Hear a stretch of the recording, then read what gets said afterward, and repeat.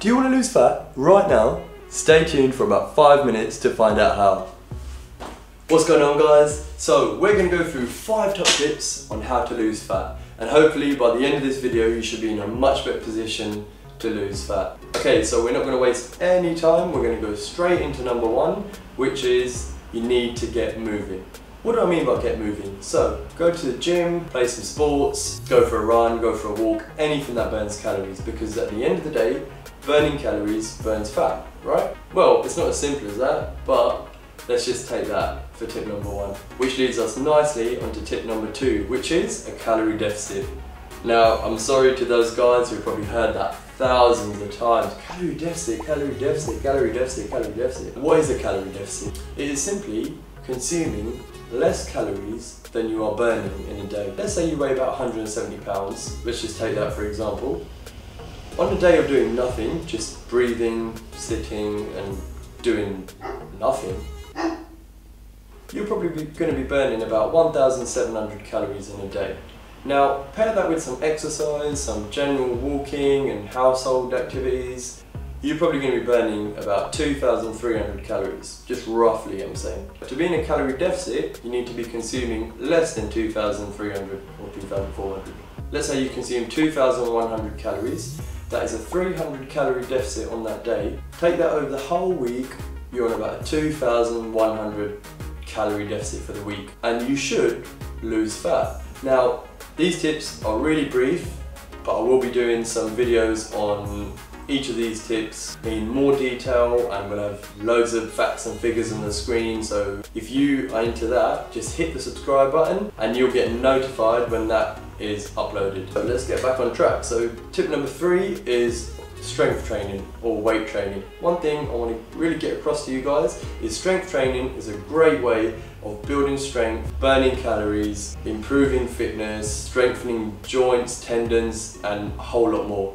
So don't shy away from strength training or weight training because it is a great thing. 3 exercises that I would recommend are deadlift, squat and bench press. Those 3 exercises are the best ones for all-round strength, and they are the ones that probably burn the most calories. You've got stuff like clean and jerk and stuff like that, but they're a little bit more complex, so let's just stick to them 3: bench press, deadlift and squat. Make sure you have the form correct on them and you should be on to getting stronger, fitter and more athletic. Okay, so before we move on to tip number 4, if you are enjoying the video, just give it a like. It will only take you 1 second to scroll down, hit that little thumbs up, or if you're on your phone, just click that little thumb, obviously the one that's pointing up. Okay, so tip number 4 is complex carbohydrates. So throughout the day, try and consume complex carbohydrates. Now, complex carbohydrates are carbohydrates that release energy over the day nice and slowly. So you're not getting sharp increases in your blood sugar and sharp decreases in your blood sugar. It's just a nice, gradual, sustained energy supply over the day. So what are some examples of complex carbohydrates? We've got oats, sweet potato, brown rice. I could say brown pasta, but I'm not a big fan of wheat, but let's put that in there anyway. But yeah, they're just some examples of complex carbohydrates. So include them in your day, swap them with white bread, white pasta, white potatoes, and that would be great. Okay, so put it simply, there is a term called insulin sensitivity. Now, the more sugary carbs you have in a day, you are messing with your insulin sensitivity. So, to put it simply, if you are insulin resistant, you are not able to store and use carbs properly. Your body will just want to use those carbs for fat storage. Whereas someone who is really insulin sensitive, they could have quite a few carbs and it could be used for muscle glycogen or energy, for training or anything like that. So try and consume complex carbohydrates to prevent being insulin resistant. Okay, so tip number 5 is a bit of a strange tip, but trust me, it worked for me. It may not work for you, but give it a try. Tip number 5 is cinnamon. Okay, so half a teaspoon of cinnamon in a small glass of warm water. Consume that before a carb-heavy meal.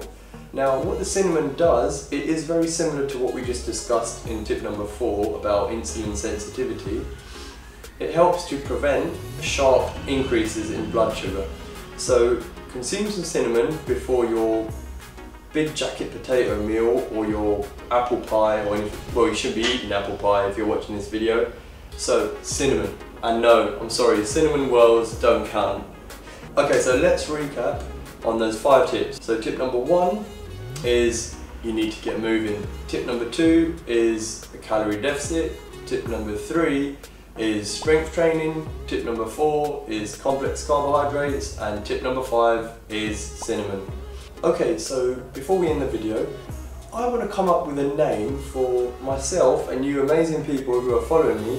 You know, kind of like team name or group name or family name or anything like that. If you've got a good idea of what we could be called, write it down in the comments below, and whoever comes up with the best name will win a 1-month detailed nutrition and exercise plan geared towards fat loss. Get creating, guys, and I hope you enjoy the video, and I will see you very soon.